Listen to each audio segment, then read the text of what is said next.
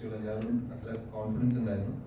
പിന്നെ എന്ന് വെച്ച് കഴിഞ്ഞാൽ ഇതൊരു നമ്മളൊരു സ്പോർട്സ് കോമഡി സിനിമയാണെങ്കിൽ പോലും, ഒരു സ്പോർട്സ് ജോണർ ഉണ്ടെങ്കിൽ പോലും നമ്മൾ മാക്സിമം ഒരു ഇതുവരെ കണ്ടിട്ടുള്ള ഒരു സ്പോർട്സ് സിനിമകളിൽ നിന്നെല്ലാം കുറച്ചെങ്കിലും മാറി നിൽക്കാൻ വേണ്ടി ട്രൈ ചെയ്തിട്ടുണ്ട്. സോ അത്തരമുള്ള ഒരു ട്രൈയും കൂടെ നമ്മൾ ചെയ്യുന്നുള്ളതുകൊണ്ട് ഉറപ്പായിട്ടും ത്രൂ ഔട്ട് ദ ഫിലിമിന്റെ പ്രോസസ്സിൽ നമ്മൾ വളരെ കോൺഫിഡന്റ് തന്നെയാണ്. ഇവരെ മെരുക്കിയെടുക്കാൻ സമയം എടുക്കുന്നതാണ്.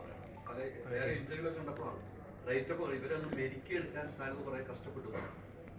കഷ്ടപ്പാട് മെരുക്കിയെടുക്കുക എന്നുള്ളതല്ല, അവരെ ഈ പറയുന്ന തരത്തില് ഒരു സ്പോർട്സ് സിനിമ ആയതുകൊണ്ട് തന്നെ അത് ഡിമാൻഡ് ചെയ്യുന്ന അവരുടെ ഫിസിക്കലിലേക്കും അവരുടെ ബോഡി ലാംഗ്വേജിലേക്കും അവരെ എത്തിക്കുക എന്ന് പറയുന്നത് ഉറപ്പായിട്ടും വേറൊരു മീഡിയത്തിൽ വർക്ക് ചെയ്തുകൊണ്ടിരിക്കുന്ന ആളുകളായതുകൊണ്ട് തന്നെ അവർക്ക് അതിലേക്ക് എത്താൻ കുറച്ച് സമയം എടുക്കും. ആ സമയം മാത്രമാണ് ഞങ്ങൾ എടുത്തിട്ടുള്ളൂ.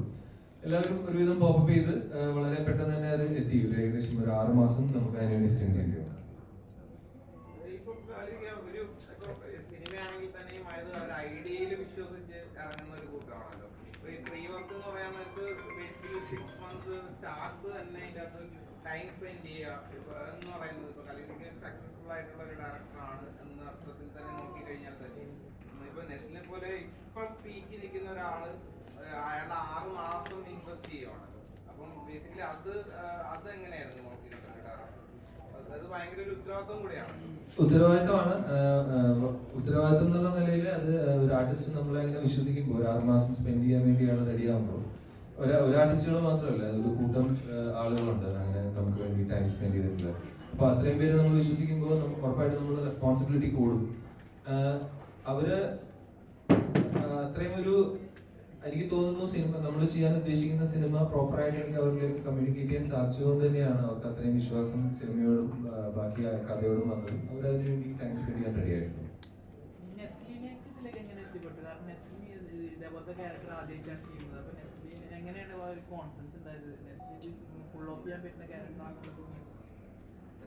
ഇതുവരെ ഇത്തരം കഥാപാത്രങ്ങൾ ചെയ്തിട്ടില്ല എന്നുള്ളത് തന്നെയായിരുന്നു അതിന്റെ ഏറ്റവും പ്ലസ് പോയിന്റ് ആയിട്ട് എനിക്ക് തോന്നിയിട്ടുള്ള കാര്യം. പിന്നെ എനിക്ക് തോന്നുന്നു ഇതിന് മുമ്പ് ഒരു ഇന്റർവ്യൂവിൽ പറഞ്ഞിട്ടുള്ള പോലെ എന്റെ ഫസ്റ്റ് ചോയ്സ് തന്നെയായിരുന്നു നെസ്ലിൻ. നമ്മൾ വേറെ ഒരു ആർട്ടിസ്റ്റുകളിലേക്കും അങ്ങനെ ജോജു എന്ന് പറയുന്ന ഒരു ക്യാരക്ടറിന് വേണ്ടി പിച്ച് ചെയ്തിട്ടില്ല. എന്തോ അദ്ദേഹം അത് ആദ്യമായിട്ട് കേട്ടു, ഓക്കെ പറഞ്ഞു, പിന്നെ എല്ലാം കൂളായിട്ട് പോയി. ഒരു 6 പാക്ക് നായകൻ എന്ന ലെവലിലേക്ക് വളർന്നു. 6 പാക്ക് നായകനോ?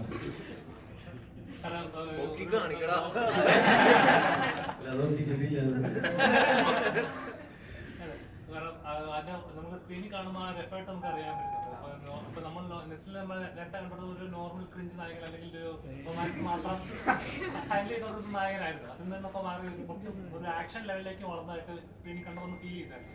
അത്ര എഫേർട്ട് ഫീൽ ചെയ്തില്ല. ഈ ബോഡി ട്രാൻസ്ഫോർമേഷൻ പറഞ്ഞല്ലോ, ഞാൻ മാത്രമല്ല ഈ ജേണിയിലും എല്ലാവരും തന്നെ ആ കട്ടയ്ക്ക് കൂടുന്നത് കൊണ്ടാണ് ആ സ്ക്രീനിൽ അതിന്റെ രസം കാണാൻ സാധിക്കുന്നത്. അപ്പോൾ ഇത്രയും അടിപൊളി ക്രൂവിന്റെ ഒപ്പം വർക്ക് ചെയ്യാൻ സാധിച്ചതാണ് എനിക്ക് തോന്നുന്നത്.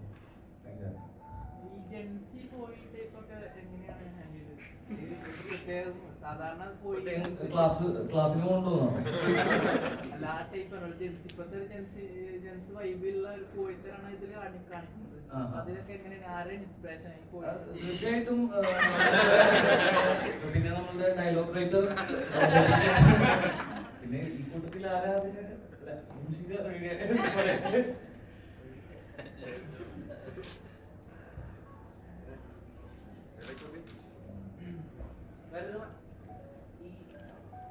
ബോക്സിംഗ് പടങ്ങൾക്ക് ഒരു ആർക്കുണ്ടല്ലോ, ഒരു ഇൻസ്പിറേഷൻ ആർക്കുണ്ടല്ലോ. അവസാനം സാപ്പട്ട പരമ്പരയിലും ക്രീഡായാലും എല്ലാത്തിലും നമുക്കൊരു ആവേശം കിട്ടുന്ന ഒരു ക്ലൈമാക്സ് അങ്ങനെ ഉണ്ടാവും. അത് അങ്ങനത്തെ ഒരു ആർക്കെ അല്ലാതെ മാറ്റി പിടിക്കാം. അതായത് ഒരു ടീനേജ് പിള്ളേർ സ്പോർട്സ് ചൂസ് ചെയ്യുന്നു ഒരു കാര്യത്തിൽ, ആ ഒരു ഐഡിയ എവിടുന്നാണ്? അങ്ങനെ ഫസ്റ്റ് ഓഫ് ഓൾ നമ്മൾ ഇതൊരു ബോക്സിംഗ് സിനിമ ചെയ്യാം എന്ന് പ്ലാൻ ചെയ്തിട്ട് നമ്മൾ ഇത് ചെയ്തതല്ല. എനിക്ക് ഇങ്ങനെ ഒരു ഐഡിയ, അത് എന്റെയും എൻ്റെ സുഹൃത്തുക്കളുടെയും ചെറുപ്പത്തിലുണ്ടായിട്ടുള്ള കുറച്ച് ഇൻസിഡൻസിൽ നിന്ന് നമ്മൾ ഇൻസ്പയർ ചെയ്തിട്ടുള്ള ഒരു ഐഡിയ ആണ്.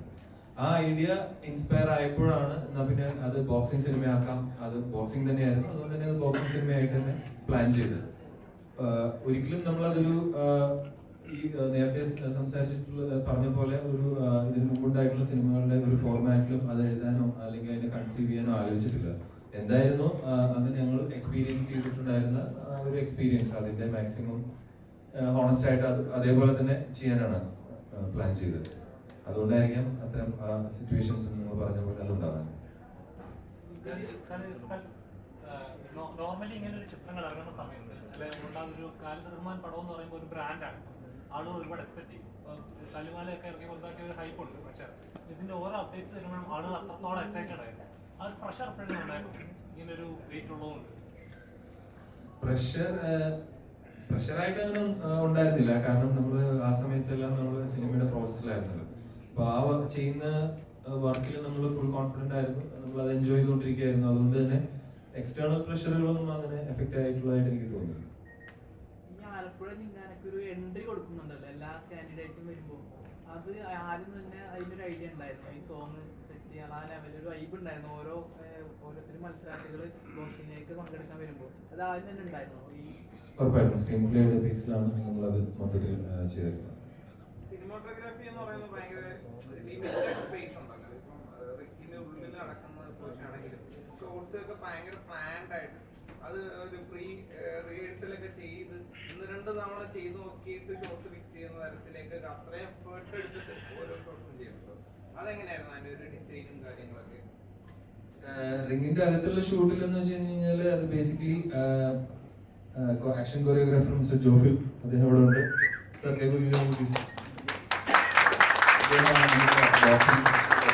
ഡിസൈൻ എല്ലാം ചെയ്തിട്ടുള്ളത് ഇവരെല്ലാവരും ട്രെയിൻ ചെയ്തിട്ടുള്ള ജോഫിൽ തന്നെയാണ്.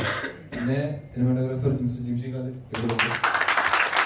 ഇവർ രണ്ടുപേർക്കുമാണ് അതിന്റെ കംപ്ലീറ്റ് ക്രെഡിറ്റ്സ് പോകുന്നത്. പിന്നെ അത്രയും നമ്മൾ പ്ലാൻ ചെയ്തിട്ടുള്ള ഡിസൈൻ ചെയ്തിട്ടുള്ള കൊറിയോഗ്രാഫി കൃത്യമായിട്ട് അത് ഫോളോ ചെയ്ത് പ്രാക്ടീസ് ചെയ്ത് എക്സിക്യൂട്ട് ചെയ്ത് നമ്മളുടെ ആർട്ടിസ്റ്റുകൾ എന്ന് പറയുമ്പോൾ ഇവിടെ ഇരിക്കുന്ന നമ്മളുടെ മെയിൻ ആയിട്ടുള്ള ആർട്ടിസ്റ്റുകൾ മാത്രമല്ല, ഇവർക്ക് ഓപ്പോസിറ്റ് ഫൈറ്റ് ചെയ്തിട്ടുള്ള നമ്മളുടെ സുഹൃത്തുക്കളും നമ്മൾ കാസ്റ്റ് ചെയ്തിട്ടുള്ള ഒരുപാട് ആർട്ടിസ്റ്റുകളുണ്ട്. അവരെല്ലാവരും തന്നെ നമ്മളോട് വളരെയധികം കോപ്പറേറ്റ് ചെയ്തിട്ടുള്ളവരാണ്. അവരെല്ലാവരും ഇവരെക്കാൾ കൂടുതലായിട്ട് ബോക്സിംഗ് പ്രാക്ടീസ് ചെയ്യും, കുറച്ചെങ്കിലും പ്രൊഫഷണൽ ആയിട്ട് ബോക്സിങ്ങിനെ ഫോളോ ചെയ്യുന്നവരാണ്. അവരോടൊക്കെ ഒരുപാട് താങ്ക്ഫുൾ ആണ് ഈ സിറ്റുവേഷനിൽ. കാരണം അവരൊന്നും ഇല്ലാതെ നമുക്കിത് ഒരിക്കലും കംപ്ലീറ്റ് ചെയ്യാൻ പറ്റും. ഈ പറഞ്ഞ ഈ ഓപ്പോസിറ്റ് നിൽക്കുന്നവർ സെലക്ഷൻ ചെയ്യുന്നതിന് ഒരു ടൈം ഉണ്ടായിരുന്നല്ലോ. ഇപ്പൊ പറഞ്ഞ ആർട്ടിസ്റ്റുകൾ അപ്പുറത്തേക്ക് അവരും കൂടെ സിനിമ വിജയിക്കുള്ളൂ. അതെങ്ങനെയായിരുന്നു അവരെ ഒരു സെലക്ഷനിലേക്ക് എങ്ങനെയാണ് പോയത്? അവരെ സെലക്ട് ചെയ്യാൻ പറ്റിയത് എല്ലാം ഞാൻ പറഞ്ഞല്ലോ, നമ്മളുടെ ബോക്സിംഗ് സഹജമായിട്ടുള്ള എല്ലാ നമ്മളെ റിസോഴ്സുകൾ ഡെവലപ്പ് ചെയ്യുകയും എക്സ്പാൻഡ് ചെയ്യുകയും നമുക്കെല്ലാം കളക്റ്റീവ് ആയിട്ട് ചെയ്തത് എല്ലാം ജോഫിലാണ്. ജോഫിലിന്റെ സുഹൃത്തുക്കളുടെയും ഗ്രൂപ്പിൽ നിന്ന് നമ്മൾ ചൂസ് ചെയ്തിട്ടുള്ള കേരളത്തിന്റെ ഡിഫറെന്റ് ഏരിയകളിൽ നിന്നുള്ള ഫൈറ്റേഴ്സ് ആണ് അവരെല്ലാവരും. അതില് യദു, സനു, വൈഷ്ണവ്, അക്ബർ, അവരെല്ലാവരും തന്നെ എനിക്ക് തോന്നുന്നു സ്റ്റേറ്റ് ലെവലിലും നാഷണൽ ലെവലിലും ഫൈറ്റ് ചെയ്യുന്ന ആളുകളാണ്. അത് കൂടാതെ അനഘയുടെ ഓപ്പോസിറ്റ് ഫൈറ്റ് ചെയ്തിട്ടുള്ള ക്രിസ്റ്റീന എന്ന് പറയുന്ന പെൺകുട്ടി, അവരിപ്പോ മെരികോം ഇൻസ്റ്റിറ്റ്യൂട്ടിൽ ബോക്സിംഗ് പ്രാക്ടീസ് ചെയ്യാം. സോ ഇത്രയും നമുക്ക് എക്സ്പാൻഡ് ചെയ്യാൻ പറ്റി ബോക്സിംഗ് അറിയാവുന്ന ആളുകളുടെ ഇൻവോൾവ്മെന്റ്.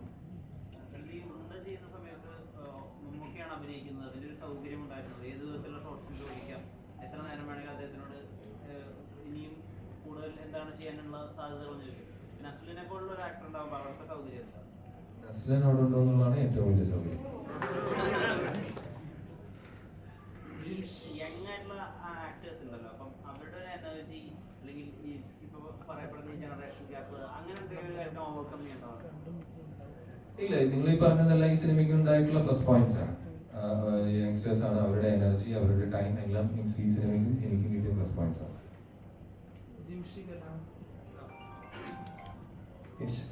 ഒരു സിനിമോട്ടോഗ്രാഫർ എന്ന നിലയിൽ എനിക്കാണ് കാണാൻ പറ്റില്ല, ഒരു സിനിമോട്ടോഗ്രാഫർ എന്ന നിലയിൽ ആലപ്പുഴ ജിംഖാന പോലെ ഇത്രയും ആളുകളുള്ള സിനിമ, ഇപ്പൊ ഈ സിനിമയുടെ ഒരു പ്രത്യേകത നസ്ലിൻ ഒരു നായക സ്ഥാനത്തുണ്ടെങ്കിൽ തന്നെ എല്ലാവർക്കും ഒന്നിനൊന്ന് മികച്ച റോളുകളാണ് റൈറ്റ് ചെയ്ത് കൊടുത്തിരിക്കുന്നത്. അതുകൊണ്ട് തന്നെ ഇത്രയും പേരുള്ള സിനിമ, ഇത്രയും നല്ല റോളുകളുള്ള ആളുകളുള്ള സിനിമ, ക്രൗഡുള്ള സിനിമയൊക്കെ ഒരു സിനിമോട്ടോഗ്രാഫർ എന്ന നിലയിൽ ഷൂട്ട് ചെയ്യുമ്പോൾ എത്രത്തോളം ചലഞ്ചിങ് ആണ്? അതായത് ചോദ്യം, ഇപ്പോൾ ഒരു സീനിനകത്ത് ഈക്വൽ ഇമ്പോർട്ടൻസ് ഉള്ള മൾട്ടിപ്പിൾ ആക്ടേഴ്സ്, അതായത് 5, 6 അല്ലെങ്കിൽ അതിൽ കൂടുതൽ ആക്ടേഴ്സ്, ഈക്വലി ഡയലോഗ് എക്സ്ചേഞ്ച് ഉള്ള ആക്ടേഴ്സ് തമ്മിൽ നിന്ന് പെർഫോം ചെയ്യുമ്പോൾ എങ്ങനെ നമ്മളത് കമ്പോസ് ചെയ്യും? 1-2 പേര് വർത്താനം പറയുന്നത് പോലെ അല്ലല്ലോ എന്നുള്ളതായിരുന്നു. യെസ്, അത് ഒരു നല്ല ചോദ്യം തന്നെയാണ്. ഈ പടം തുടങ്ങിയ സമയത്ത് ഞാൻ റഹ്മാനോട് ഡിസ്കസ് ചെയ്തിട്ടുണ്ട്. വൺസ് നമ്മൾ ഒരു ലൊക്കേഷനിൽ തന്നെ ഇന്റീരിയർ, എസ്പെഷ്യലി ഇന്റീരിയർ, എനിക്ക് ഒരു ജിമ്മാണെന്ന് തോന്നുന്നു. നമ്മളൊരു സീൻ വർക്ക് ചെയ്യുന്ന സമയത്ത് ഞാൻ എന്നെ പറഞ്ഞു റഹ്മാൻ, ഇറ്റ്സ് ലൈക്ക് എല്ലാവരും ഈക്വലി ഡയലോഗ് എക്സ്ചേഞ്ച് നടത്തുവാണ്. പിന്നെ ഒരു സീൻ ഷൂട്ട് ചെയ്യുമ്പോൾ അല്ലെങ്കിൽ നമ്മൾ ഷൂട്ട് ചെയ്യാൻ ഉള്ള പ്രിപ്പറേഷൻ നടത്തുമ്പോൾ പോലും നമുക്കൊരു ആ സീൻ എത്ര മിനിറ്റ് വരെ പോവാം എന്നുള്ളൊരു കാൽക്കുലേഷൻ ഉണ്ടായിരുന്നു. ഇപ്പോൾ ഒരു മിനിറ്റ് സീനാണെങ്കിൽ നമ്മളത് ഷൂട്ട് തീരുമ്പോഴും നമ്മളത് 1 മിനിറ്റിലേക്കുള്ള കണ്ടന്റ് ആക്കി നിർത്താൻ തന്നെ ശ്രമിക്കണം. അപ്പൊ ഇത്രയും പേരുള്ളപ്പോൾ we have to exchange like lot of shots. എല്ലാവരുടെയും ഷോട്ട്സ് അങ്ങോട്ടും ഇങ്ങോട്ടും പലരുടെയും സജഷൻസിലും വൈഡും 3/4 ഷോട്ടുകളും ഇൻഡിപെൻഡന്റ് ഷോട്ടുകളും ക്ലോസപ്പുകളും ഒക്കെ ആയിട്ട് വർക്ക് ചെയ്യേണ്ടി വരും. അത് ഇനിഷ്യലി ഒരു ബുദ്ധിമുട്ടായിട്ട് തോന്നിയിരുന്നു. ഇനിഷ്യലി ഇൻ ദ സെക്കൻഡ് ഷെഡ്യൂളിലാണ് ആ ബുദ്ധിമുട്ടുണ്ടായിരുന്നത്. കാര്യം എന്ന് വെച്ച് കഴിഞ്ഞാൽ ഫസ്റ്റ് ഷെഡ്യൂളിൽ നമ്മൾ ആക്ഷൻ സീക്വൻസ് ആണ് ഷൂട്ട് ചെയ്തത്. മോർ ടോക്കി സീൻസും ഇവരുടെ കോമ്പിനേഷൻസ് ഒക്കെ ഇരുന്ന് സംസാരിക്കുന്ന സീൻസ് നമ്മൾ ചെറിയ ലൊക്കേഷൻസിലൊക്കെ വർക്ക് ചെയ്യേണ്ടി വന്നിട്ടുള്ളത് എസ്പെഷ്യലി ഫസ്റ്റ് ഹാഫിനാണ്. ബട്ട് ഗ്രാജുവലി നമ്മളത് ട്വീക്ക് ചെയ്തു എന്ന് വേണം പറയാൻ. ഗ്രാജുവലി നമ്മളത് ട്വീക്ക് ചെയ്തു. നമ്മൾ എല്ലാ ആർട്ടിസ്റ്റിനെയും വിളിച്ചിട്ട് തന്നെ നമ്മൾ ഒരു സീൻ പ്രിപ്പയർ ചെയ്യുമ്പോഴേക്കും ഇന്ന ആൾ ഇവിടെ ഇരിക്കൂ അല്ലെങ്കിൽ ഇന്ന ആൾ അവിടെ നിന്നാൽ മതി എന്ന് പറയുന്ന പോലെയല്ല. നമ്മൾ എല്ലാ ആക്ടേഴ്സിനെ വെച്ചിട്ട് ആ സ്പോട്ടിൽ സ്ക്രീൻ ഡിസ്കസ് ചെയ്യുന്ന സമയത്ത് പോലും അവർക്കൊരു ലിബർട്ടി നമ്മൾ കൊടുക്കാൻ ശ്രമിക്കുമായിരുന്നു. എടാ ഇതിപ്പോ നിങ്ങൾ എവിടെ ഇരിക്കാം, ഞാൻ ഇങ്ങനെ ഇരുന്നോളാം അല്ലെങ്കിൽ ഞാൻ ഇവിടെ ഇരുന്നോളാം എന്ന് പറയുന്ന ഒരു പ്ലേസ്മെന്റിൽ നമ്മളത് ട്വീക്ക് ചെയ്ത് എടുത്തു എന്ന് വേണം പറയാൻ. Thank you, good question. പിന്നെ ഇതിന്റെ കളർ കോമ്പിനേഷൻ, പിന്നെ ഈ ടൈറ്റിൽസിലൊക്കെ തന്നെ ആണെങ്കിലും ടാരന്റീനോന്റെ ഒക്കെ പോലത്തെ ടൈറ്റിൽസിന്റെ ഒക്കെ ഒരു പ്രഭാവം ഇങ്ങനെ കാണുന്നുണ്ട്. അപ്പോൾ ഇതൊക്കെ ഇന്റൻഷനിൽ നിങ്ങൾ ഡയറക്ടറായിട്ട് ഡിസ്കസ് ചെയ്തൊക്കെ ചെയ്യുന്ന ഡയറക്ടറിന്റെ മൈൻഡിലുണ്ടായിരുന്നോ? എനിക്ക് ബേസിക്കലി ടൈറ്റിലിനെ കുറിച്ച് എനിക്ക് കൂടുതൽ എക്സ്പ്ലെയിൻ ചെയ്യാൻ പറ്റില്ല. കാര്യം എന്ന് വെച്ച് കഴിഞ്ഞാൽ അതിന്റെ ഡിസിഷനൊക്കെ ഒരുപാട് കഴിഞ്ഞിട്ട് വന്ന കേസാണ്. ഷൂട്ടൊക്കെ കഴിഞ്ഞതിന് ശേഷം once it comes to the palette and the colour tone നമ്മളത് ഡിസ്കസ് ചെയ്തിട്ടുണ്ട്. എന്നാലും ഇപ്പൊ നിങ്ങൾ കാണുന്ന ഔട്ട്പുട്ട് എന്താണോ അത്രയും ക്ലിനിക്കലായിട്ട് നമ്മൾ അതിന്റെ ഡിസ്കഷൻസ് ഒന്നും നടന്നിട്ടില്ല. ബട്ട് യെസ്, പാലറ്റിനെ കുറിച്ചൊക്കെ ഒബ്വിയസ്ലി നേരത്തെ തന്നെ ചർച്ച ചെയ്തിട്ടുണ്ട്. സാർ ഈ കല്ലുമാലയിൽ ഒരു 360 ഡിഗ്രിക്ക് വേണ്ടിയിട്ട് ഒരു റിഗ് ഒക്കെ ഡിസൈൻ ചെയ്യണമെന്നാണ് തിയേറ്റർ ഫൈറ്റ്. സോ അതന്ന് ആരും അങ്ങനെ ചിന്തിക്കുന്ന ഒരു സ്പേസിലല്ലായിരുന്നു മലയാള സിനിമ സംബന്ധിച്ച്. ജിംഖാനയ്ക്ക് വേണ്ടിയിട്ട് അങ്ങനെ ഒരു എക്വിപ്മെന്റ് തന്നെ മേക്ക് ചെയ്യുകയോ അല്ലെങ്കിൽ സ്പെസിഫിക് ഒരു ലെൻസ് കിറ്റ് പർച്ചേസ് ചെയ്യുക അങ്ങനെ വേണ്ടി വന്നിട്ടുണ്ട്? ഒന്നും ചെയ്തിട്ടില്ല, നത്തിങ്. അതായത് ജിംഖാനയിൽ എസ്പെഷ്യലി ഞാനൊരു ഇവിടെ നിൽക്കുന്ന ഫോട്ടോഗ്രാഫേഴ്സിനൊക്കെ മനസ്സിലാവും, ഞാൻ പ്രോബബ്ലി ഒരു ട്രൈപോഡ് പോലും യൂസ് ചെയ്തിട്ടില്ല. ടെക്നിക്കാലിറ്റി അറിയുന്നവർക്ക് വേണ്ടി ഞാൻ പറയാം, ഞാനൊരു റോപ്പ്, ഒരു റബ്ബർ റോപ്പ് ടോപ്പിൽ നിന്ന് റിങ്ങിന്റെ നടുക്ക് ടോപ്പിൽ നിന്ന് ഒരു റബ്ബർ റോപ്പ് ഇറക്കിയിട്ട് അതിലൊരു ഫിഗറിങ്ങിനകത്ത് ബ്രെയിനും ലെൻസും മാത്രം വെച്ചിട്ടാണ് വർക്ക് ചെയ്തിട്ടുള്ളത്. അതിനകത്ത് സാധാരണ നമ്മൾ മൂവി ക്യാമറയിൽ സൗണ്ടിന്റെ അതിന്റെ ചെറിയ കോമ്പണൻസ് ഉണ്ടാവും. പിന്നെ അതുപോലെ ചെറിയ ചെറിയ കോമ്പണൻസ് ഒക്കെ ഇങ്ങനെ ഫിക്സ് ചെയ്ത് വരുമ്പോൾ അതിന്റെ വെയിറ്റ് കൂടും, അതിന്റെ വോളിയം കൂടും. അതൊക്കെ മാക്സിമം ചെറുതാക്കാൻ വേണ്ടിയിട്ട് just the brain and the camera. പിന്നെ ഞാൻ അതിന്റെ ഫ്രണ്ടിൽ ഒരുപാട് ഫിൽറ്റേഴ്സ് ഒക്കെ ഇട്ട് ഷൂട്ട് ചെയ്യാൻ ഇഷ്ടപ്പെടുന്ന ഒരാളാണ്. അപ്പൊ അതൊക്കെ സാക്രിഫൈസ് ചെയ്യേണ്ടി വന്നു. ബട്ട് യാ, ക്വസ്റ്റ്യൻ ഞാനത് ഒന്നും ചെയ്തിട്ടില്ല, ഹാൻഡിൽഡായിരുന്നു മൊത്തം. ഈ ആലപ്പുഴ എന്ന് പറയുമ്പോൾ മനസ്സിലേക്ക് വരുന്ന കുറെ ഷോട്ടുകളുണ്ട് നമ്മുടെ കാലങ്ങളായിട്ട് കണ്ടിട്ടുണ്ട്. ഈ ബാക്ക് വാട്ടേഴ്സ്, ബോട്ട്, ഇതിനെ റീഇമാജിൻ ചെയ്യാന്നുള്ളത്, ക്ലീഷേ ബ്രേക്ക് ചെയ്യാന്നുള്ളത് ഈസി ആയിട്ട് വന്നോ? അതിനൊന്നും ശ്രമിച്ചിട്ടില്ല. കാരണം വെച്ചാൽ നമ്മളവിടെ ആലപ്പുഴ ഞാൻ എന്റെ ചെറുപ്പം മുതലേ വിസിറ്റ് ചെയ്തിട്ടുള്ള സ്ഥലമാണ്. പിന്നെ ബേസിക്കലി നമ്മള് കണ്ട ലൊക്കേഷനിൽ ഏതൊക്കെ ലൊക്കേഷൻ കണ്ടു അതിൽ ഏതൊക്കെ ഓക്കെ ആയി, അവിടെ എത്ര നല്ല ക്ലിനിക്കൽ ആയിട്ടുള്ള ഫ്രെയിം വെക്കാം എന്ന് മാത്രമേ ചിന്തിച്ചിട്ടുള്ളൂ. അല്ലെങ്കിൽ ഒന്നും ബ്രേക്ക് ചെയ്യാനോ അല്ലെങ്കിൽ എന്തിനെങ്കിലും മുകളിൽ വർക്ക് ചെയ്യാനോ ഒന്നും ശ്രമിച്ചിട്ടില്ല. It's very down to earth ആയിട്ടാണ് പടം വർക്ക് ചെയ്യാൻ ശ്രമിച്ചിട്ടുള്ളത്. അതുകൊണ്ട് തന്നെ നിങ്ങൾക്ക് അങ്ങനെ ഫാൻസി ആയിട്ടൊന്നും അതിൽ കാണാനും പറ്റില്ല. ഇറ്റ്സ് വെരി കണ്ടംപററി ആണ് ഇപ്പോഴും സിനിമ. ഫസ്റ്റ് ഹാഫ് ഒക്കെ അല്ലേ വളരെ ലൈറ്റ്, അനുരാഗരിക്കുമ്പോഴത്തിനേക്കാൾ ലൈറ്റ് ആണ് ഫസ്റ്റ് ഹാഫ്. ആലോചിച്ച് നോക്കി കഴിഞ്ഞാൽ പക്ഷേ അവർക്ക് അത്രയും കോൺഫ്ലിക്ട്സ് ഒക്കെ ഉള്ളൂ. പ്ലസ് ടു പഠിക്കുന്ന പിള്ളേരല്ലേ, അവർക്ക് വേറെ പ്രശ്നങ്ങളൊന്നുമില്ല. Thank you. ചേട്ടാ, ഈ സിനിമയിൽ ഒരു ഡയറക്ടർ മാത്രമല്ല, ഒരു നിർമ്മാണ പങ്കാളിയും കൂടിയാണ്. അപ്പോൾ ഒരു 6 മാസത്തെ പ്രോസസ്സ് വേണ്ടി വന്നു എന്ന് പറഞ്ഞു. ഇപ്പോൾ ഒരു ലവർ ബോയ് ആയിട്ടൊക്കെ നല്ല കോമഡി കളിച്ച് നടന്നിരുന്ന നസ്ലിനെയാണ് ഒരു ആക്ഷൻ മൂഡുള്ള തലത്തിലേക്ക് കൂടി കൊണ്ടുവരാനായിട്ട് ശ്രമിച്ചത്. അപ്പോൾ പ്രോത്സാഹനത്തിനോടൊപ്പം തന്നെ ഒരുപാട് ശാസിച്ചിട്ടുണ്ടാവില്ലേ? മീൻസ് ഒരുപാട് കാര്യങ്ങൾ എന്തെങ്കിലും മിസ്റ്റേക്ക് വരുമ്പോഴൊക്കെ ഗൗരവം കാണിക്കാറുണ്ടോ? നസ്ലനെ എങ്ങനെ മാനേജ് ചെയ്തു? അല്ലെങ്കിൽ ഈസി ആയിരുന്നു? എല്ലാം ഓക്കെ എന്നായിരുന്നു? ഇല്ല, അങ്ങനെ മാനേജ് ചെയ്യാൻ ബുദ്ധിമുട്ടൊന്നും ഉണ്ടായില്ല. അങ്ങനെ മാനേജ് ചെയ്യാൻ പറ്റാത്ത സാഹചര്യങ്ങൾ വരുമ്പോൾ ഞങ്ങളൊരു 30 seconds 1 minute എക്സ്ട്രാ സ്പാർ ചെയ്യും. സ്പാർ ചെയ്യുക എന്ന് പറഞ്ഞു കഴിഞ്ഞാൽ ബോക്സസ് തമ്മിൽ പരസ്പരം ഇടിച്ച് പ്രാക്ടീസ് ചെയ്യുന്നതിനാണ് സ്പാറിംഗ് എന്ന് പറയുന്നത്. അപ്പൊ അത് ആ ഒരു സെഷൻ കഴിയുമ്പോഴേക്കും ബാക്കിയെല്ലാം ശരിയാണ്. അല്ല, അപ്പൊ നസ്ലന് കുറെ ഇടി കൊണ്ടിട്ടുണ്ടോ? ഇതെല്ലാം ക്യാമറ ട്രിക്ക് ഇതില്ല.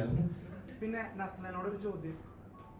ഇപ്പൊ ആരാധകരുടെ ഭാഷയിൽ പറഞ്ഞു കഴിഞ്ഞാല് ഇന്ന് 4 സിനിമകൾ റിലീസ് ഉണ്ടായിരുന്നു. ക്ലാഷ് റിലീസ് എന്നൊക്കെ പറയും. അപ്പോൾ മമ്മൂക്കയുടെ ബസൂക്കയുണ്ട്. അപ്പോൾ നസ്ലന്റെ ആലപ്പുഴ ജിംഖാനയാണ് ഏറ്റവും പ്രമുഖ ചിത്രങ്ങളിൽ ഒന്ന്. പിന്നെ മമ്മൂക്കയുടെ ബസൂക്ക. അപ്പൊ ശരിക്കും പറഞ്ഞു കഴിഞ്ഞാല് മമ്മൂക്കയുടെ ബസൂക്കയായിട്ടാണ് ക്ലാഷ് റിലീസ്. പക്ഷെ സിനിമ ഇൻഡസ്ട്രി എന്നുള്ള നില നോക്കുമ്പോൾ സൗഹാർദ്ദപരമായിട്ട് നമുക്ക് അതിനെ കാണാം. പക്ഷെ ഏതൊരു വ്യക്തിയുടെയും സ്വപ്നമാണല്ലോ മമ്മൂക്ക, ഒരു നടൻ, വളർന്നൊരു നടൻ. അപ്പോൾ നസ്രന് ആദ്യമായിട്ടാണ് തോന്നുന്നു മമ്മൂക്കയുടെ ഒപ്പം ഒരു റിലീസ് വരുന്നത് നസ്രന്റെ കരിയറിൽ. അപ്പൊ ഈ ഒരു ക്ലാഷ് റിലീസിനെ എങ്ങനെ നോക്കിക്കാണുന്നു എന്നുള്ളതാണ്. അതിനെപ്പറ്റി ഒന്നും കൂടുതൽ ചിന്തിച്ചില്ല. ഒന്നാമത് സമയം കിട്ടിയില്ല ഇതിന്റെ പ്രൊമോഷനും കാര്യങ്ങളൊക്കെ ആയിട്ട്. പിന്നെ ഞാൻ തീർച്ചയായിട്ടും ഈ ബാക്കിയുള്ള സിനിമകൾ കാണാൻ വേണ്ടി വെയിറ്റ് ചെയ്തിരിക്കുന്ന ഒരാൾ തന്നെയാണ് ഞാൻ. ഇപ്പോൾ ഇതിന്റെ തിരക്കിൽ കഴിഞ്ഞിട്ട് വേണം ബസൂക്കയാണെങ്കിലും അരുണവാസാണെങ്കിലും മറ്റുള്ള സിനിമകളാണെങ്കിലും കാണാൻ വേണ്ടിയിട്ട്. കാരണം ആ ഒരു മൊമെന്റിനെ എങ്ങനെ നോക്കിക്കാണും? തൊട്ടപ്പുറത്തെ തിയേറ്ററിൽ ഭയങ്കര സന്തോഷമുണ്ട്. അപ്പോൾ ഇതിപ്പോ ഇങ്ങനെ പറയുമ്പോൾ തന്നെ, അല്ലെങ്കിൽ അത് അങ്ങനെ ആളുകൾ സംസാരിക്കുന്നുണ്ട് എന്നൊക്കെ അറിയുമ്പോൾ തന്നെ ഒത്തിരി സന്തോഷമുണ്ട്. ഈ സിനിമയിലെ കഥാപാത്രം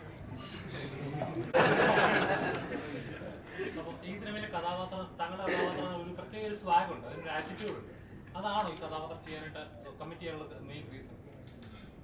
അത് എനിക്ക് തോന്നുന്നത് ആൾക്കാർ ചോദിക്കുന്നത് അങ്ങനെ ആ ഒരു ക്യാരക്ടർ അതിലുണ്ട്.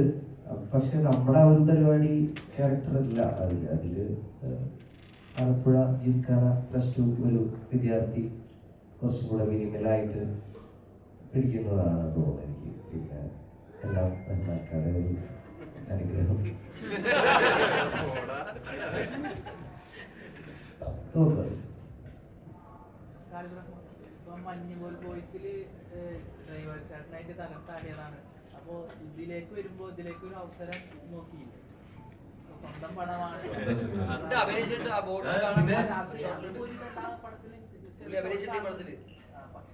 ഇല്ല, ഞാൻ അതിനെ ട്രൈ ചെയ്തില്ല. കാരണം ഒരുപാട് ജോലികൾ വേറെ സൈഡിലുള്ള ഉണ്ടായിരുന്നോണ്ടും അതറിയാം, ചെയ്യാൻ അറിയാവുന്നവർ പടത്തിൽ അഭിനയിക്കുന്നുള്ളതുകൊണ്ടും ചെയ്തില്ല.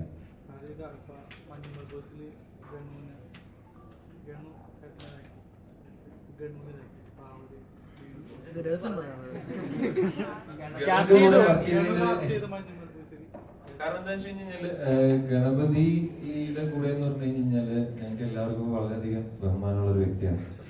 കാരണം ഞങ്ങളുടെ കൂട്ടത്തിൽ ഈ ഇരിക്കുന്ന മറ്റാരെക്കാളും എനിക്ക് തോന്നുന്നു ഞങ്ങളുടെ എക്സ്പീരിയൻസ് കൂടുതലുള്ള പലരുടെയും പ്രായത്തിനേക്കാൾ വലുതാണ് ഗണപതിയുടെ എക്സ്പീരിയൻസ്. അപ്പൊ അതുകൊണ്ട് തന്നെ അദ്ദേഹം കൂടെ വർക്ക് ചെയ്യുന്നു, അദ്ദേഹത്തിന്റെ കൂടെ വർക്ക് ചെയ്യാൻ പറ്റുക എന്ന് പറയുന്നത് വളരെ അധികം ഞങ്ങൾ എൻജോയ് ചെയ്തിട്ടുള്ള ഒരു പ്രോസസ്സാണ്. കാരണം അത്ര എക്സ്പീരിയൻസ് ഉള്ള ഒരാള് പ്രത്യേകിച്ച് ഈ പിള്ളേരുടെ കൂടെ അത്ര സെയിം എഫേർട്ട് ഇട്ട് വർക്ക് ചെയ്യുക എന്ന് പറയുന്നത് വലിയൊരു കാര്യമാണ്. അപ്പോൾ വി ആർ സോ ഗ്രേറ്റ്ഫുൾ.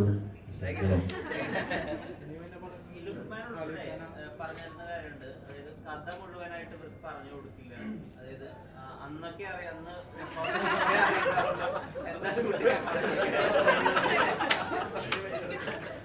ആ പ്രോസസ്സിന്റെ കാര്യം എന്താ? അതിന് പ്രത്യേകിച്ച് കാര്യമൊന്നുമില്ല. പ്രത്യേകിച്ച് എന്താന്ന് വെച്ച് കഴിഞ്ഞാല് അത് വലിയ ടെക്നിക്കായിട്ടൊന്നും എനിക്ക് തോന്നിയില്ല. ഇവര് വന്ന് ചോദിക്കുന്ന സമയത്ത് അടുത്ത സീനിനെ കുറിച്ച് എന്തെങ്കിലും ആലോചിച്ചുകൊണ്ടിരിക്കുകയായിരിക്കും. എനിക്കും അറിയാൻ പറ്റില്ല അതെന്താന്ന്. അപ്പൊ ആലോചനകൾ നടക്കേണ്ടാവുള്ളൂ. അപ്പൊ അറിയില്ല, പറയാൻ പറ്റില്ല എന്നൊക്കെ പറഞ്ഞല്ലോ. നമ്മള് ചാടക്കി അറിയില്ല എന്ന് പറഞ്ഞാൽ നമുക്കൊരു കോൺഫിഡൻസിനെ ബാധിക്കുമല്ലോ. അതുകൊണ്ട് പറയാൻ പറ്റില്ല.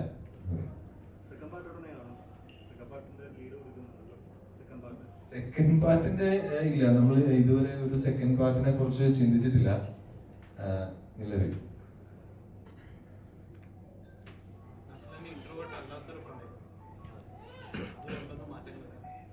അല്ല, അത് തന്നെയാണ് ഈ ക്യാരക്ടർ അല്ലെങ്കിൽ ഈ പ്രൊജക്ട് ഞാൻ പിക്ക് ചെയ്യാൻ കാരണം. അതാണ് ഇതുവരെ ചെയ്തതിന് കുറച്ചുകൂടി ഡിഫറെന്റ് ആയിട്ടുള്ള ഒരു ക്യാരക്ടറാണ്. കുറച്ച് പേരാണ് സത്യത്തെ.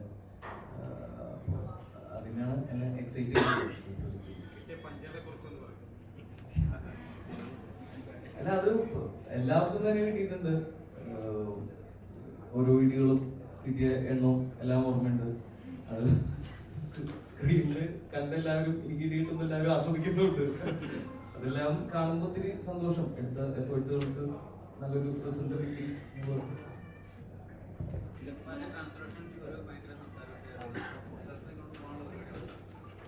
അതൊക്കെ പോയി. അല്ല, അത് എന്താന്ന് വെച്ചാൽ അത് 6 മാസത്തോളം ഷിഫാസ് എന്ന് പറഞ്ഞ ട്രെയിനറാണ് വർക്ക് ചെയ്തിരുന്നത്. അപ്പൊ അതിന്റെ അവരൊക്കെ അങ്ങനെ അത്രയും പ്രഷർ വന്നുകൊണ്ട് വേറെ എഴുതിയിട്ടില്ല. അങ്ങനെയായിരുന്നു.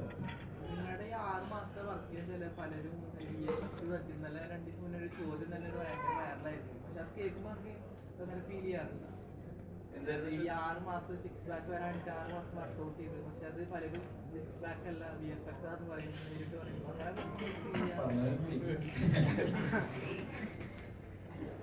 ലുക്മാൻ ഇപ്പൊ തല്ലുമാല ഇറങ്ങിയ സമയത്ത് പറഞ്ഞിട്ടുണ്ടായിരുന്നു, ഇപ്പൊ ടൊവിനെ അടിക്കുന്ന ആ ഒരു സീൻ ഷോട്ട് എടുക്കുന്നതിന് മുന്നേ കാലിതൊക്കെ ഇപ്പൊ വന്നിട്ട് ചെവിയിൽ ഇങ്ങനെ പറഞ്ഞു, ഒന്നും നോക്കണ്ട, നീ ശരിക്കും ഒരെണ്ണം അങ്ങോട്ട് കൊടുത്തു. ഒന്ന്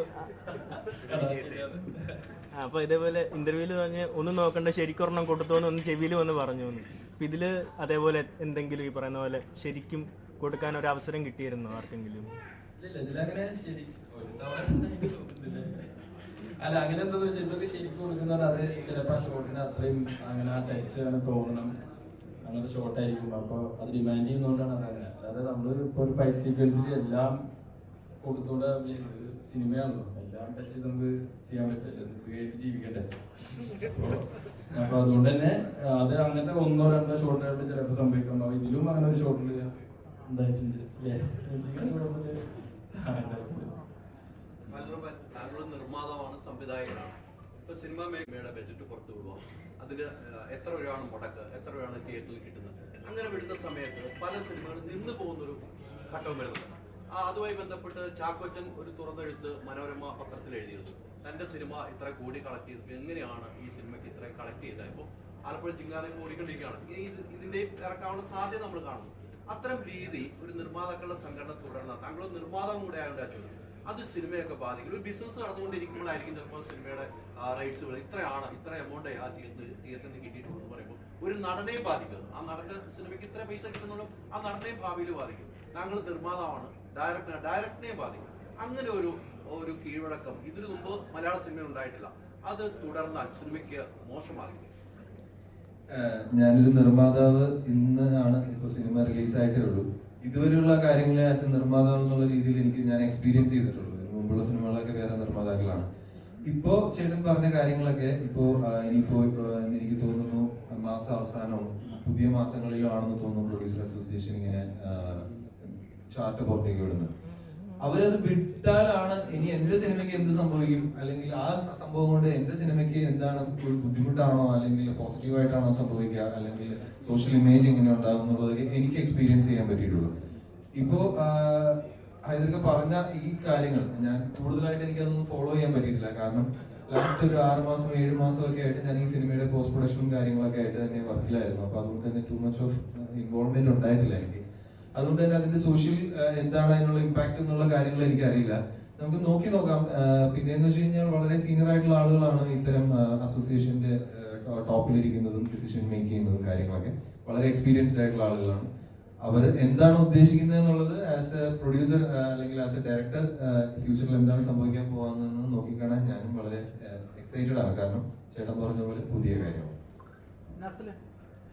ഇതുപോലെ തന്നെ ഈ താരങ്ങളുടെ പ്രതിഫലത്തിന്റെ കാര്യം ചർച്ചയാവുന്നുണ്ട്.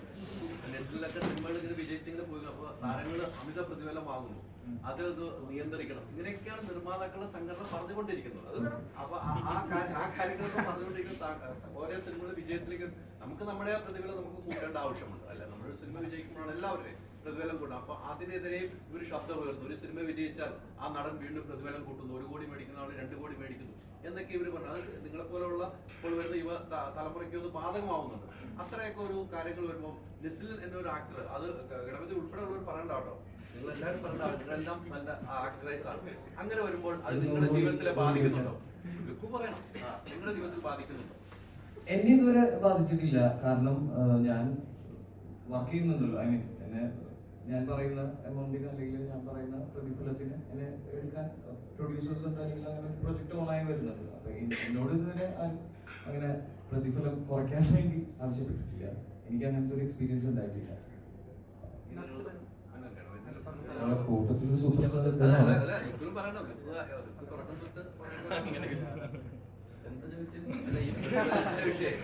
പ്രതിഫലം വർദ്ധിപ്പിക്കുന്നു, അത് സിനിമയ്ക്ക് പരാജയം വരുന്നു. എനിക്ക് തോന്നുന്നു ഞാൻ അതൊക്കെ സംസാരിക്കാൻ എനിക്ക് അങ്ങനെ സിറ്റുവേഷൻ ഉണ്ടായിട്ടില്ല. അങ്ങനെ പ്രതിഫലം കൂടുതൽ കറക്റ്റ് പൈസ വാങ്ങുന്നുള്ളൂ. അപ്പൊ അത് ഓക്കെ. അത് ഇതൊരങ്ങനത്തെ ഒരു സിറ്റുവേഷൻ ഉണ്ടായിട്ടില്ല. അപ്പൊ അത് അറിയില്ല എങ്ങനെ. അല്ല, ഇങ്ങനെയൊക്കെ വാർത്തകൾ വരുമ്പോ ഒരു വിഷയമാണല്ലോ ഒരു താരത്തിനെ സംബന്ധിച്ച് ഉണ്ടാകുന്നത്. വാർത്ത ഞാൻ കാണുന്നുണ്ട്, പക്ഷെ അത് എനിക്ക് പേഴ്സണലി എനിക്ക് അറിയില്ല. അത് നമുക്ക് അറിയുമ്പോഴല്ല അതിന്റെ അത്തരം സ്റ്റാർസ് ഒക്കെ വാങ്ങുമ്പോഴായിരിക്കും അറിയില്ല. ഇനി അങ്ങനെ ആവുമ്പോ ഞാൻ നോക്കാം. അപ്പൊ ഞാൻ ഇതിനെ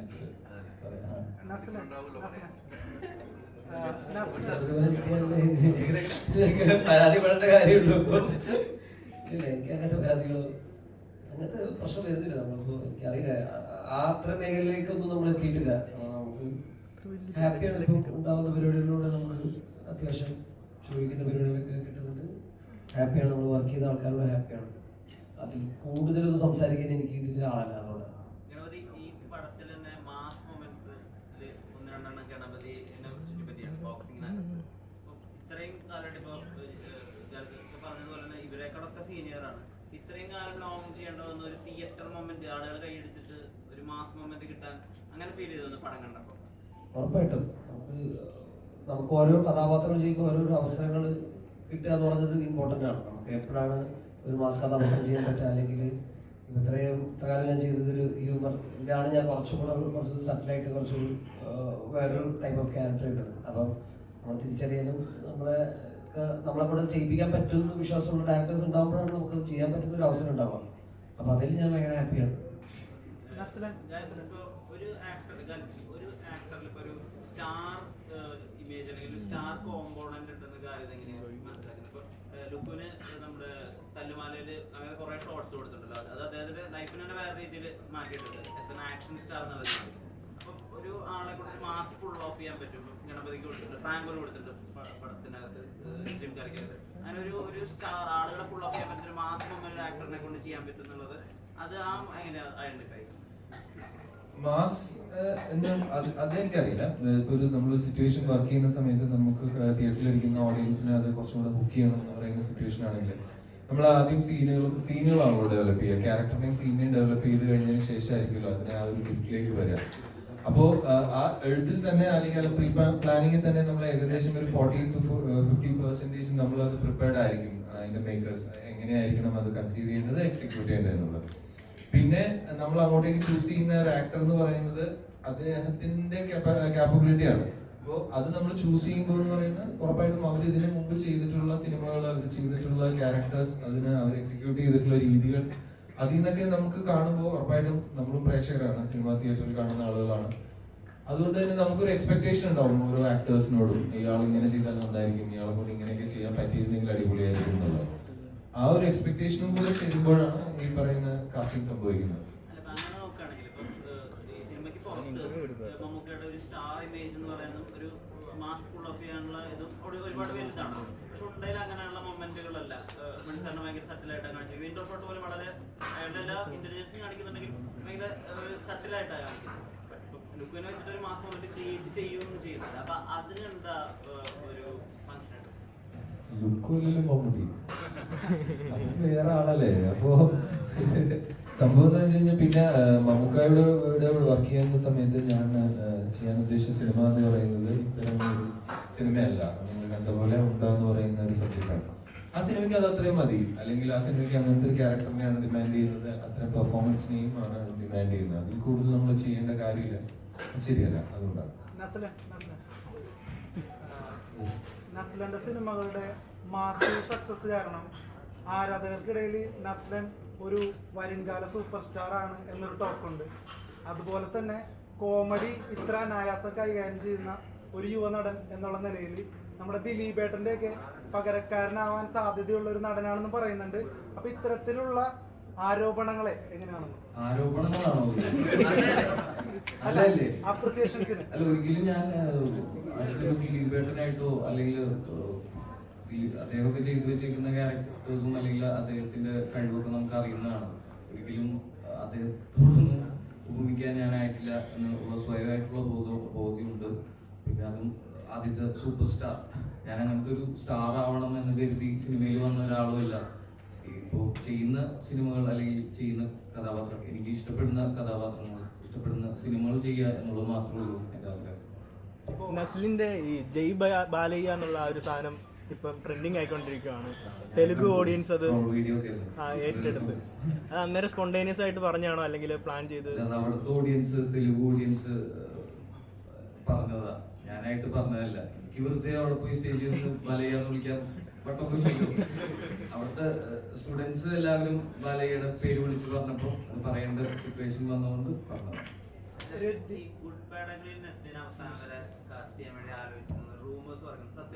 സത്യമായിരുന്നു. ആ സമയത്താണ് ജിങ്കാന ഷൂട്ട് നടന്നിരുന്നത്. അവർക്കൊരു 2 ഷെഡ്യൂള് ഈ ഞങ്ങളുടെ സിനിമയുടെ ഇടയിൽ വേണമായിരുന്നു. അപ്പോൾ വലിയൊരു സിനിമയാണ്, ഒരുപാട് ആർട്ടിസ്റ്റുകളും വലിയ ആർട്ടിസ്റ്റുകളൊക്കെ ഉള്ള സിനിമയാണ്. അപ്പോൾ അത് ഞങ്ങളുടെ സിനിമ ഷൂട്ട് നടക്കുന്നതുകൊണ്ട് എനിക്കത് ചെയ്യാൻ സാധിച്ചില്ല.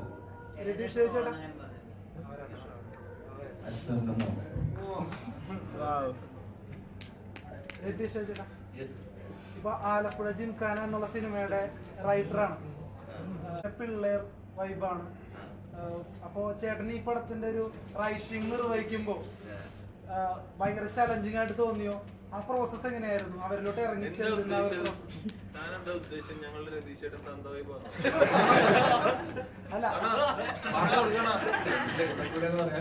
അല്ല അങ്ങനെയല്ല, ആ ഒരു പ്രോസസ് എങ്ങനെയായിരുന്നു? അവരിലേക്ക് ഇറങ്ങി ചെല്ലണ്ടേ, ക്യാരക്ടേഴ്സിന്റെ ഇറങ്ങി ചെല്ലണ്ടേ, അവരുടെ സംഭാഷണങ്ങളിലേക്കൊക്കെ? എനിക്ക് ഭയങ്കര എളുപ്പമായിരുന്നു. റഹ്മാന്റെ ഒരു സപ്പോർട്ട് ഭയങ്കരമായിട്ട് ഉണ്ടായിരുന്നു. പിന്നെ അങ്ങനെ ഒരു ഗ്രൂമിങ്ങിൽ ഇവരെല്ലാവരും സെറ്റായിരുന്നു. പിന്നെ അവരാണ് ഏറ്റവും കൂടുതൽ എന്നെ കളിയാക്കിക്കൊണ്ടിരുന്നത്. പിള്ളേര് ആണ്, അവരൊന്നും വേണമെങ്കിൽ ഞാനെന്തൊരു ചൂടായി ആ തന്തവിവാന്ന് പറയും. ആ കഴിഞ്ഞ ഞാൻ എന്ത് പറഞ്ഞാലും അവരെല്ലാവരും കൗണ്ടേഴ്സ് ഒക്കെ അവർക്കെല്ലാവരും ഉണ്ടായിരുന്നു. പക്ഷെ എനിക്ക് കൂടുതലായിട്ട് അവരിലേക്ക് ഇടയ്ക്കിടയ്ക്ക് അപ്പുറം റഹ്മാനെ ബോധ്യപ്പെടുത്തിയാൽ മതിയായിരുന്നു. പലപ്പോഴും ഞാൻ ഓരോ ആർട്ടിസ്റ്റിനെങ്കിലും കൊണ്ടുപോയി സ്ക്രിപ്റ്റ് കൊടുക്കുന്ന പരിപാടി അങ്ങനെ ഒന്നും ഇല്ലായിരുന്നു. റഹ്മാന്റെ സ്ക്രിപ്റ്റ് കൊടുക്കുക, റഹ്മാൻ അത് മനസ്സിലായിട്ടുണ്ട്, റഹ്മാനായിരിക്കും എല്ലാവരോടും അത് കൂടുതലായി കമ്മ്യൂണിക്കേറ്റ് ചെയ്യുക. പിന്നീട് അവിടെ ഉണ്ടാവുന്ന പ്രോസസ്സിലൊക്കെ ആയിരിക്കും സപ്പോർട്ട് ചെയ്ത് വരിക. അല്ലാതെ ഞാൻ പോയി വെറുമായിട്ട് ഇരുന്നിട്ട് സ്ലാങ് കണ്ടുപിടിക്കുക എന്നുള്ള പരിപാടിയൊന്നും ഇല്ലായിരുന്നു. അതുകൂടെ എളുപ്പമായിരുന്നു പരിപാടി. ഭയങ്കര ഡയലോഗ് എഴുത്തിനൊരു ഭാരം അങ്ങനെയൊന്നും തോന്നിയിരുന്നില്ല. പക്ഷെ സീനുകളെല്ലാം റഹ്മാൻ തലേദിവസം രാത്രി ഒരു 1 മണിയൊക്കെ ആകുമ്പോഴായിരിക്കും നാളെ ഷൂട്ട് ചെയ്യാൻ പോണ സീൻ എഴുതിക്കൊണ്ട് വരാൻ പറഞ്ഞു തരിക. അപ്പൊ അത് പക്ഷെ അതൊരു രസമായിരുന്നു. ഒരു 95 ദിവസം അത്ര ഒരു ചർച്ചയും ഡിസ്കഷനൊക്കെ ഫുൾ ടീമായിട്ടൊക്കെ. ഈ സിനിമ ഷൂട്ട് ചെയ്ത് അത്രയും ദിവസവും ഷൂട്ട് കഴിഞ്ഞെത്തുന്നത് ഒരു 3 മണിക്കാണെങ്കിൽ 4 മണിയാകുമ്പോൾ എല്ലാവരും വന്നിരുന്നു 1 മണിക്കൂർ ആ സിനിമ ഷൂട്ട് ചെയ്യാൻ പോകുന്ന സീനിനെ കുറിച്ചൊരു ഡിസ്കഷനും പരിപാടിയൊക്കെ ഉണ്ടായിരുന്നു. എനിക്ക് ഭയങ്കര എളുപ്പമായിട്ടാണ് തോന്നിയിരുന്നത്. ഇവിടെ ഇപ്പൊ ബാക്കിയിരിക്കുന്ന യങ്സ്റ്റേഴ്സ് അല്ലേ, ആക്ടേഴ്സ്, അവരോടൊന്ന് ചോദിക്കട്ടെ. ഇപ്പൊ ഈ ഖാലിദ് റഹ്മാൻ എന്ന് പറയുന്ന ഒരു സംവിധായകൻ, ഇതിന്റെ നിർമ്മാതാവും കൂടിയാണ്. അപ്പോൾ അദ്ദേഹത്തിന്റെ ആ ഒരു ഡീലിങ് എങ്ങനെ ഉണ്ടായിരുന്നു? പേടിയോടെയാണോ നിങ്ങൾ നോക്കിക്കാണുന്നത്? ഇപ്പൊ നസ്ലൻ തന്നെ ഒരു അധ്യാപകന്റെ മുമ്പിൽ ഇരിക്കുന്ന പോലത്തെ ഒരു ഭവ്യതയൊക്കെ ഇടയ്ക്ക് കാണിച്ചിരിക്കുന്നവർ ഇരുന്നായിരുന്നു വന്ന സമയത്ത്. ഇപ്പൊ ഇല്ല. അപ്പൊ എങ്ങനെ ഉണ്ടായിരുന്നു ആ ഡീലിങ്? എങ്ങനെ ഉണ്ടായിരുന്നു? ഗൗരവക്കാരനാണോ ഖാലിദ് റഹ്മാൻ? ഇല്ല, ഞാൻ ആദ്യമേ അധികം എക്സ്പീരിയൻസ് പറഞ്ഞിട്ടില്ല. ഞാൻ ഫാമിലി എന്ന് പറയുന്ന സിനിമയാണ് ഇതിന് മുന്നേ ചെയ്തിട്ടുള്ളത്. അപ്പം അത് കഴിഞ്ഞ് ഇമ്മീഡിയറ്റ്ലി വന്നൊരു സിനിമയാണ് റഹ്മാനിക്കയുടെ സിനിമ. അപ്പൊ ആ സമയത്ത് എൻ്റെ മനസ്സിൽ ഒരുപാട് ഇൻക്ലൂഷൻസ് ഉണ്ടായിരുന്നു, ഈ പറയുന്ന റഹ്മാനിക്ക് എങ്ങനെയായിരിക്കും എന്നുള്ളത്. പക്ഷെ ഷൂട്ടിന്റെ ആദ്യത്തെ ഒരാഴ്ച തന്നെ അത്രയും പോകേണ്ടി വരുന്നില്ല. നമ്മൾ ആദ്യമേ ബോക്സിങ്ങിന്റെ ട്രെയിനിങ് തന്നെ റഹ്മാനിക്ക നമ്മുടെ കൂടെ ഉണ്ടായിരുന്നു. അപ്പം ആ ഒരു പ്രോസസ്സിൽ നമ്മളെല്ലാവരും ഒരു ബ്രദർ അല്ലെങ്കിൽ ഒരു ഫ്രണ്ട് എന്നുള്ള രീതിയിലാണ് നമ്മളെല്ലാവരും ഇടപഴകിക്കൊണ്ടിരുന്നത്. അപ്പം ഡയറക്ടർ സീറ്റിൽ നിന്ന് ഇറങ്ങി കഴിഞ്ഞാൽ റഹ്മാനിക്ക് എന്തായാലും ഒരു ബ്രദറിനെ പോലെയാണ്. അത്രയും പാടുണ്ടായിരുന്നു. അപ്പോൾ ഓർഗനിക്കുന്ന 3 പേരില്ലേ നായകന്മാര്, അവർക്കൊന്നും കൊടുക്കാം. ഓക്കെ, സിനിമയിലൂടെ നിങ്ങൾ ഞങ്ങളുടെ മുമ്പിലേക്ക് എത്തുമ്പോൾ എങ്ങനെയുണ്ടായിരുന്നു ആ ഒരു എക്സ്പീരിയൻസ്? എങ്ങനെ ഈ സിനിമയിലേക്ക് എത്തിയെന്നൊന്ന് പറയാമോ? ഈ സിനിമയിലേക്ക് എത്തിയത് ഓഡിഷൻ വഴി തന്നെയാണ്. ഒരു 3 റൗണ്ട് എനിക്കുണ്ടായിരുന്നു, നന്ദയ്ക്ക് ഒരു 2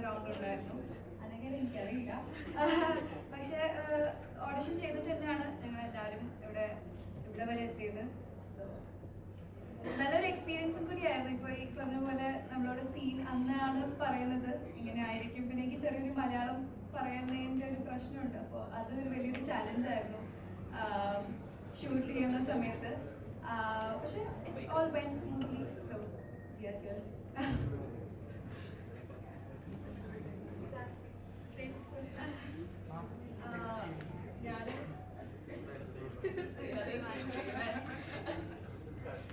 ഞാനും ഓഡീഷൻ വഴിയാണ് വന്നത്. ഫസ്റ്റ് മൂവിയാണ്. അപ്പോൾ എക്സ്പീരിയൻസ് അടിപൊളിയാണ്. നല്ലൊരു കാസ്റ്റ് ആൻഡ് ക്രൂവിൻ്റെ കൂടെ വർക്ക് ചെയ്യാൻ, ഫസ്റ്റ് മൂവിയിൽ വർക്ക് ചെയ്യാൻ എന്നൊക്കെ പറയുന്നത് വലിയൊരു ലക്കാണ്. അതുകൊണ്ട് ലക്കി ആൻഡ് കുറേ പഠിക്കാൻ പറ്റി.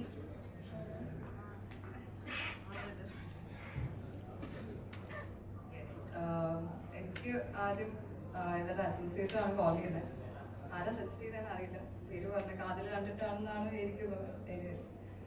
ഇതിലൊരു ക്യാരക്ടർ ആയിരിക്കും എന്നാണ് പറഞ്ഞത്. അപ്പോൾ ഇങ്ങനെ ബോക്സറിന് അടുത്ത് പറഞ്ഞിട്ടുണ്ടായിരുന്നു.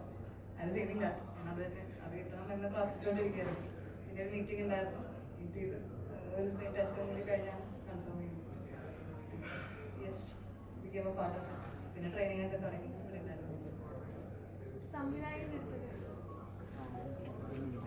ശേഷം സംവിധായകന്റെ പേരിലാണ് ഇപ്പോൾ സിനിമ അറിയപ്പെടുന്നത്. അതിന് ബ്രേക്ക് ഉണ്ടാക്കിയത് ലിജോ ജോസ് പെല്ലിശ്ശേരിയായിരുന്നു. അപ്പം കാലിദിക്ക് ഒരു വട്ടം പറഞ്ഞിട്ടുണ്ട്, ഞാൻ എനിക്ക് വേണ്ടിയാണ് സിനിമ എടുക്കുന്നത്, മറ്റുള്ള ആൾക്കാരെ തൃപ്തിപ്പെടുത്താനല്ല, മറ്റുള്ളവർക്ക് വേണ്ടിയല്ല. അതെന്തായിരുന്നു അങ്ങനെ ഒരു പ്രസ്താവന? അങ്ങനെ ആയതുകൊണ്ടാണ് അത് ഞാനങ്ങനെ ഒരു ജാടയ്ക്ക് വേണ്ടിയിട്ട് ഒരു അഹങ്കാരത്തിന്റെ പുറത്ത് പറഞ്ഞതല്ല. നമ്മളെ സന്തോഷിപ്പിക്കാൻ വേണ്ടി തന്നെ ഒരു കാര്യം ചെയ്യുമ്പോഴാണല്ലോ നമ്മളത് മാക്സിമം എൻജോയ് ചെയ്യും. അതിന്റെ ഔട്ട്പുട്ട് നന്നായിരിക്കാൻ നമ്മൾ ഏറ്റവും കൂടുതൽ ഹാർഡ് വർക്ക് ചെയ്യുകയും ചെയ്യും. അത് തന്നെയുള്ളൂ അതിന്റെ ഒരു റീസൺ ആയിട്ടുള്ളത്. അല്ലാതെ അതിൽ പ്രത്യേകിച്ച് ഒന്നുള്ളതായിട്ട് തോന്നുന്നില്ല. പിന്നെ ഇവിടെ ഇരിക്കുന്നവരിൽ ഒരുവിധം എല്ലാവരെയും തന്നെ നിങ്ങൾക്ക് പരിചയം ഉണ്ടാവും. അത് ഷോൺ. അടുത്തിരിക്കുന്നത് മിസ്റ്റർ സമീർ. അദ്ദേഹം ഈ സിനിമയിൽ എൻ്റെ കോ പ്രൊഡ്യൂസറാണ്. അദ്ദേഹത്തിന്റെ ഹെൽപ്പാണ് ഈ സിനിമയുടെ കൂടെയുള്ള. അദ്ദേഹം മാത്രമല്ല, അദ്ദേഹം ഞങ്ങളുടെ കൂടെയുള്ള സുബീഷുണ്ട്, ജോബിനുണ്ട്. അവരൊക്കെ ഇവിടെ ഉണ്ട്. ഞങ്ങൾ കയറിയിട്ടില്ലാന്നേ ഉള്ളൂ. പിന്നെ അതിനുശേഷം സന്ദീപ്. ഇത് ശ്രീനിയാണ് ഈ സിനിമയുടെ തിരക്കഥ എൻ്റെ കൂടെ ജോയിൻ ചെയ്ത് തുടക്കം മുതൽ ഈ സിനിമയിൽ ആദ്യം ജോയിൻ ചെയ്ത ഒരു ടെക്നിക്കൽ റൈറ്റർ ഡിപ്പാർട്ട്മെന്റിലുള്ള ഒരു കക്ഷിയാണ്. ഇത് പിന്നെ അറിയാലോ, ഇവരൊക്കെ ആക്ടേഴ്സാണ്. പുറകിൽ ഇരിക്കുന്നവരെ നിങ്ങൾക്കറിയാം. ജോഫിൽ നേരത്തെ പറഞ്ഞ പോലെ തന്നെ ജോഫിലിന്റെ ടീമിന്റെ ഹെൽപ്പുമാണ് ഈ സിനിമ ഇവിടെ ഇത്രയും എത്തി നിൽക്കാനും ഞങ്ങൾക്ക് ഇത്രയും വലിയൊരു സക്സസ് കിട്ടാനും കാരണം എന്നാണ് ഞാൻ വിശ്വസിക്കുന്നത്. സോ ഞങ്ങളുടെ ഇൻവിറ്റേഷനിൽ ഇവിടെ വന്ന എല്ലാവർക്കും ഒരുപാട് നന്ദിയുണ്ട്. ഒരു ക്രിയേറ്റർ എന്നുള്ളത് ചോദിക്കാം. ഇപ്പം സിനിമകളിൽ അതിന്റെ സ്വാതന്ത്ര്യം എന്ന് പറഞ്ഞ ഒരു തിരക്കഥാകൃത്തിന്റെ സംവിധായകരുമാണ് തീരുമാനിക്കുന്നത്. എന്റെ സിനിമ എങ്ങനെ വേണം, എന്റെ ഔട്ട് എങ്ങനെ വേണം തീരുമാനിക്കുന്നത് എന്റെ റൈറ്ററും ഡയറക്ടറുമാണ്. പക്ഷെ അത് കത്രയെ വീഴുമ്പോൾ ശരിക്കും പറഞ്ഞാൽ അതിന്റെ സ്വാതന്ത്ര്യം നശിക്കുകയാണ്. അപ്പോൾ ഒരു ഡയറക്ടർ എന്നൊരു ക്രിയേറ്റീവ് പേഴ്സൺ എന്ന് ലഭിച്ചിരിക്കുക. ഈ സെൻസർഷിപ്പ് അല്ലെങ്കിൽ അതിൽ കത്രയെ വെക്കുന്ന പരിപാടി മോശമാവും. സെൻസർഷിപ്പ് എന്ന് പറയുന്നത് നമ്മളുടെ ഗവൺമെന്റ് ഏർപ്പെടുത്തിയിട്ടുള്ള ഒരു പരിപാടിയാണല്ലോ. അപ്പൊ അവരൊരു കാര്യം ചെയ്യുമ്പോൾ എന്ന് പറയുമ്പോൾ നമുക്ക് എന്തെങ്കിലും അതിനൊരു നല്ല കാര്യം ഉണ്ടാവും, ചീത്തവശങ്ങളുണ്ടാവും. അതുപോലെ തന്നെ സെൻസർഷിപ്പ് എന്ന് പറയുന്ന ആ ഒരു പ്രക്രിയക്ക് ഞാനൊരു ക്രിയേറ്റീവ് ആർട്ടിസ്റ്റാണ്. ഞാൻ ക്രിയേറ്റീവായിട്ട് സിനിമകൾ ഉണ്ടാക്കുന്ന ആളാണ്. അപ്പോൾ പേഴ്സണലി അതിനോട് സെൻസർഷിപ്പിനോട് നിങ്ങൾക്ക് എന്താണ് താല്പര്യം എന്ന് ചോദിച്ചാൽ, ആസ് എ ക്രിയേറ്റീവ് ആർട്ടിസ്റ്റ് എനിക്ക് അതിനോട് ബുദ്ധിമുട്ടുണ്ട്, എതിർപ്പുണ്ട്. പക്ഷെ ഒരു ഇന്ത്യൻ നാഷണലിസ്റ്റ് അല്ലെങ്കിൽ ഒരു പൗരൻ എന്നുള്ള രീതിയിൽ ഞാൻ അത് ചിന്തിക്കുമ്പോൾ ഉറപ്പായിട്ടും സെൻസർഷിപ്പ് വേണം എന്ന് തന്നെയാണ് ഞാൻ പറയുക. കാരണം നല്ല രീതിയിൽ, അത് മോശമാവാനോ ഒരാളുടെ ജോലി ഉപദ്രവിക്കാനോ ഉള്ള രീതിയിലല്ല. കാരണം സിനിമ എന്ന് പറയുന്ന ബിഗ് മീഡിയ ആണ്, ഒരുപാട് പേരെ ഇൻഫ്ലുവൻസ് ചെയ്യാൻ സാധിക്കുന്ന ഒരു മീഡിയ ആണ്. അപ്പൊ അതുകൊണ്ട് തന്നെ അതിന് നെഗറ്റീവായിട്ടും എങ്ങനെ വേണമെങ്കിലും നമുക്ക് ഉപയോഗിക്കാം. നമ്മൾ ഒരുപാട് പ്രൊപ്പഗൻഡ സിനിമകൾ കാണുന്നുള്ള ആളുകളാണ്. സോ അതുകൊണ്ട് തന്നെ സെൻസർഷിപ്പിന് അതിൻ്റെതായ നല്ല വശങ്ങളും ദൂഷ്യവശങ്ങളുമാണ്. അതാണ് ഞാൻ നേരത്തെ പറഞ്ഞത്. ആവിഷ്കാര സ്വാതന്ത്ര്യമുള്ള ആർട്ടിസ്റ്റ് എന്നുള്ള നിലയിൽ എനിക്ക് അതിനോട് സെൻസർഷിപ്പിനോട് ഭയങ്കര എതിർപ്പാണ്. ഞാൻ ചെയ്യുന്ന സിനിമയോട് കത്തി വെക്കുക എന്ന് പറയുന്നത്.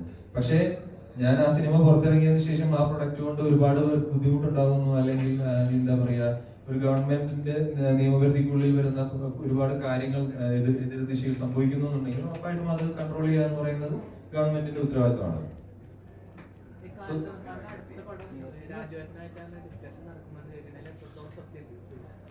ഒരുപാട് ഡിസ്കഷൻസ് നടന്നേ ഉള്ളൂ. അതിലൊന്നും ഇതുവരെ തീരുമാനം ഉണ്ടായിട്ടില്ല. ഞാനും വളരെയധികം എക്സൈറ്റഡ് ആയിട്ട് എക്സ്പെക്ട് ചെയ്യുകയാണ് എന്തായിരിക്കും അടുത്ത സിനിമ എന്നുള്ളത്. ഇനിയെങ്കിലും ഒരു വേറൊരു സിനിമ ചെയ്യണം, നല്ലൊരു സിനിമ ചെയ്യണം എന്നൊരാഗ്രഹം. So thank you so much. അങ്ങനെയല്ല, ഇതിനേക്കാൾ നല്ലൊരു സിനിമ ചെയ്യണം എന്നുള്ളതാണ് അടുത്തൊരാഗ്രഹം. ഒരു ഫോട്ടോ ഗ്രൂപ്പ്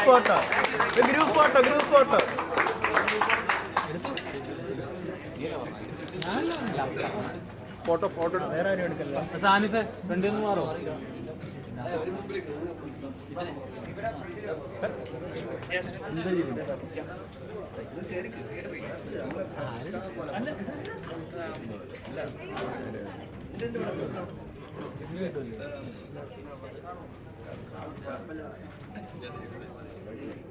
പകുതി എടുത്തോ എല്ലാവരും?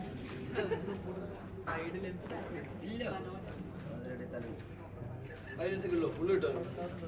Thank you guys. Thank you so much. Thank you. Okay.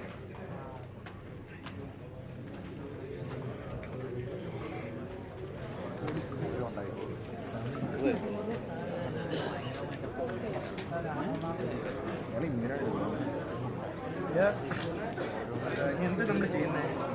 അടുത്ത പരിപാടി എന്താ? കുറെ പരിപാടി ഉണ്ടല്ലോ തിയേറ്റർ വിസിറ്റൊക്കെ.